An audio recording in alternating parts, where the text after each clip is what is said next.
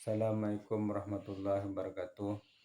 Bismillahirrahmanirrahim. Alhamdulillah rabbil alamin wassalatu wassalamu ala asyrafil anbiya wal mursalin sayyidina maulana Muhammad wa ala alihi washabbihi ajmain. Allahumma shalli ala sayyidina Muhammadin al-fatihi lima ughliq wal khatimi lima sabaq nasirul haqqi bil haqqi wal hadi ila siratikal mustaqim wa ala alihi haqqa qadrihi wa miqdarihil azim, amma ba'd. Alhamdulillah, puji syukur kita tujukan kehadirat Allah Subhanahu wa taala. Allahumma shalli ala sayyidina Muhammad wa ala ali Muhammad.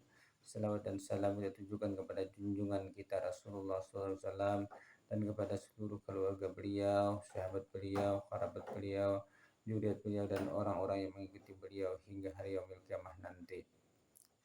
Pada kesempatan ini kita akan membuat sebuah video kembali, yaitu berkaitan masih dengan sholat. Dalam judul kali ini adalah arti sholat hakikat. Arti sholat hakikat, yaitu ketahui setelah kita melakukan seperti sholat syariat yang kita bicarakan, kita mengetahui sudah dan bisa mempraktikkan seperti sholat yang disebut dengan sholat tarekat. Karena sholat syariat itu ialah syarat yang sebatas mengerjakan perintah Tuhan, sebatas menggugurkan kewajiban. Kemudian sholat tarekat itu adalah sholat yang tujuannya adalah untuk melakukan pendekatan diri kepada Allah. Nah, adapun syarat daripada sholat hakikat ini, yaitu kita mengetahui dengan segala iktikad kita bahwasanya pada hakikatnya salat itu bukan semata-mata karena kita kita rasakan bahwa salat itu adalah daripada kita semata-mata karena kita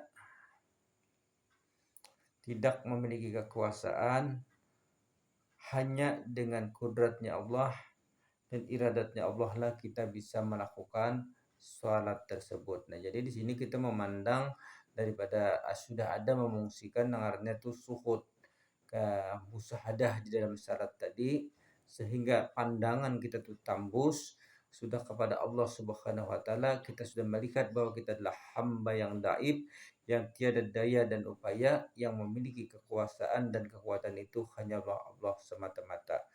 Dan tiada ada kekuasaan bagi kita dan tidak ada kekuatan bagi kita untuk melakukan sebuah taat kepada Allah, dan tidak ada daya dan upaya bagi kita untuk menghindar daripada maksiat kepada Allah, melainkan semua itu adalah karena petunjuk Allah dan kehendak Allah dan kekuasaan Allah kita mampu melakukan kebaikan itu, melakukan taat kepada Allah Subhanahu wa taala itu. Nah, inilah dalam pandangan suhud batin kita kepada Allah Subhanahu wa taala, sehingga kita tidak lagi memandang daripada wujud akuan diri kita dalam melakukan salat itu, melainkan kita memandang kepada hakikat diri kita, hakikat kejadian kita, yaitu daripada Allah Subhanahu wa taala tadilah datang segala pertolongan tersebut.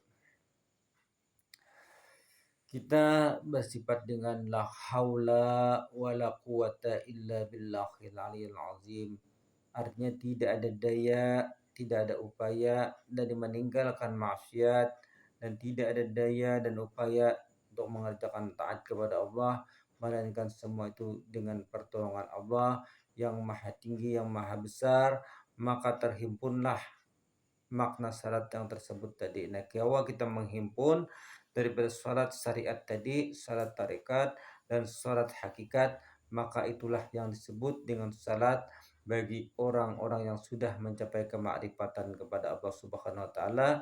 Orang yang makrifat kepada Allah Subhanahu wa taala tadi sudah menghimpun bahwa mereka itu sudah mengerjakan mengerjakan salat tadi sebagai perintah, mengerjakan salat sebagai pendekatan kepada Allah, dan mengerjakan salat tadi dengan suhud dan pandangan, sehingga semakin banyak ia melakukan salat, maka semakin mengenallah ia kepada Allah Subhanahu wa taala.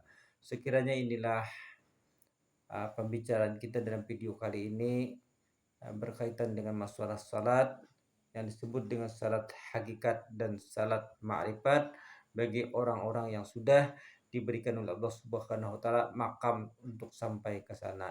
Nah, bagi kita di mana kita makam kita salat makam kita itu tergantung adalah pemberian Allah kepada kita dan tergantung daripada ikhtiar kita menuntutnya kepada Allah Subhanahu wa taala.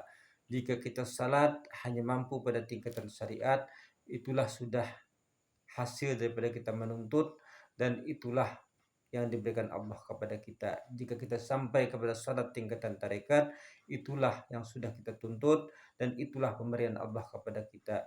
Dan jika kita mencapai salat dengan tingkatan hakikat dan makrifat ini, maka itulah yang hasil daripada kita menuntut dan itulah pemberian Allah kepada kita.